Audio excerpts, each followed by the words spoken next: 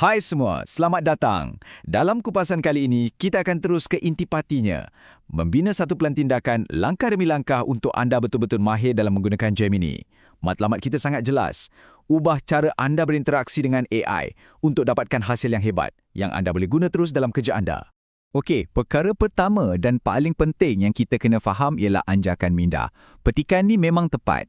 Untuk betul-betul unlock kuasa Gemini, kita kena berhenti sembang kosong dengan dia dan mula bagi arahan yang jelas. Anggap Gemini ni bukan kawan burak, tapi seorang pembantu yang super efisien yang tengah tunggu arahan spesifik daripada anda. Inilah pelan tindakan kita untuk hari ini. Mula-mula, kita betulkan mindset. Lepas tu, kita akan bedah siasat satu gesaan yang betul-betul berkesan. Kemudian, kita akan faham apa itu DNA AI, sentuh sikit teknik-teknik lanjutan. Dan akhir sekali, kita tengok macam mana nak guna semua ni bukan setakat untuk teks. Jom kita mula. Bahagian 1. Anjakan minda. Ingat ya, ini kuncinya. Kita bukan nak berbual, kita nak mengarahkan. Gemini ni enjin penakulan, bukan teman sembang. Cuba tengok beza ni. Sebelah kiri, beritahu saya tentang pemasaran. Ini soalan yang sangat umum, jadi jawapan yang anda dapat pun akan jadi umum dan tak praktikal. Tapi tengok sebelah kanan. Arahan yang sangat spesifik.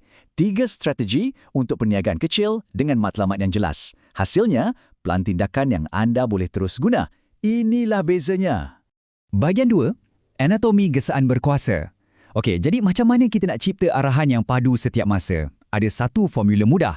Kita panggil rangka kerja RTCC. Ia singkatan untuk role, peranan, task, tugasan, konteks, dan constraints, kekangan. Anggap ini blueprint anda. Rangka kerja ni ada 4 komponen utama. Pertama, kita bagi AI satu peranan atau watak. Kedua, kita bagi satu tugasan yang jelas. Ketiga, kita berikan konteks atau cerita latar belakang. Dan yang terakhir, kita letakkan kekangan, macam format jawapan yang kita nak. Setiap satu langkah ni membina atas langkah sebelumnya untuk hasilkan gesaan yang super tajam. Mari kita lihat satu persatu. Tanpa peranan, kita cuma dapat jawapan umum. Tapi, bila kita tambah satu peranan, anda adalah perunding pemasaran digital yang berpengalaman, kita seolah-olah suruh AI tu pakai topi seorang pakar. Terus, jawapan dia akan jadi lebih profesional dan mendalam. Okey, AI kita dah jadi pakar. Sekarang kita bagi dia misi. Daripada cuma bantu saya, kita bagi tugasan yang spesifik. Cipta satu pelan pemasaran media sosial. Nampak tak? Terus tujuannya jadi lebih jelas dan terarah. Ini bahagian yang paling penting.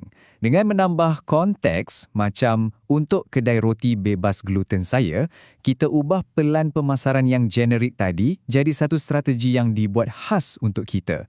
Inilah yang membezakan jawapan biasa dengan jawapan yang betul-betul berguna. Dan akhir sekali, kekangan. Kita tak nak jawapan berjela-jela yang serabut kan? Jadi, kita kawal formatnya. Minta dalam senarai berbulit dengan 5 item tindakan. Hasilnya, kemas, tersusun dan sedia untuk dilaksanakan. Mudah! Bahagian 3. Gesaan sistem. Okey, sekarang jom kita tengok sikit apa yang berlaku di sebalik tabir. Gesaan sistem ni macam DNA atau personality asas AI tu yang dah ditetapkan sebelum kita mula menaip apa-apa lagi. Senang cerita, gesaan sistem ni macam set peraturan tetap yang pembangun AI tu dah setkan. Ia bagi tahu AI tu bagaimana untuk berkelakuan sepanjang masa. Contohnya, sentiasa jadi pembantu yang sopan atau sentiasa jawab secara objektif. Kita sebagai pengguna tak boleh ubah benda ni. Dan ia memastikan semua jawapan konsisten. Nak faham beza dia, senang je. Gesaan sistem yang kita tak nampak ni menetapkan personality AI. Manakala gesaan pengguna, iaitu apa yang kita type, menetapkan tugasan untuk AI pada waktu itu. Satu ialah siapa AI itu dan satu lagi ialah apa yang kita nak dia buat sekarang. Ini contoh yang sangat jelas. Kalau ada AI untuk bantu menulis kod, gesaan sistem, dia mungkin dah set macam ni. Anda pakai Python, sentiasa tulis kod yang kemas. Jadi, sebagai pengguna, kita tak perlu ingatkan dia benda yang sama berulang kali. Kualiti tu dah terbina dalam. Bahagian 4. Teknik lanjutan. Okey, asas pun dah faham. Sekarang, jom kita naik satu level lagi. Kita akan tengok cara nak uruskan tugasan yang lebih besar dan rumit. Teknik pertama ialah rantaian gesaan.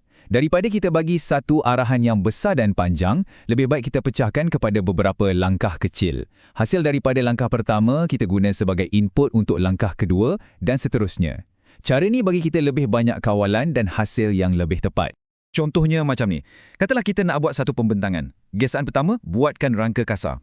Lepas dapat rangka tu, gesaan kedua, berdasarkan rangka tadi, cadangkan tajuk untuk setiap slide. Dan gesaan ketiga, untuk setiap tajuk slide, tuliskan nota penceramah. Nampak kan? Setiap langkah membina atas yang sebelumnya. Teknik kedua pula ialah gesaan berasaskan contoh atau few shot prompting. Ini macam kita tunjuk ajar pada AI, kita bagi satu atau dua contoh format jawapan yang kita nak dan AI akan faham corak tu dan ikut. Cara ni memang sangat berkesan kalau kita perlukan output dengan struktur yang sangat spesifik. Bahagian 5. Melangkaui teks. Okey, semua prinsip yang kita dah belajar tadi, RTCC dan sebagainya, bukan terhad untuk teks saja tau. Jom kita tengok macam mana nak gunakannya untuk image, video dan macam-macam lagi. Tengok betapa hebatnya ni. Kita boleh bagi Gemini satu video dan minta dia buat analisis yang mendalam. Bukan setakat ringkasan. Kita boleh tanya sama ada bahasa badan penjeramak tu selari tak dengan apa yang dicakap. Ini tahap analisis yang lain macam. Ini satu lagi contoh yang sangat praktikal.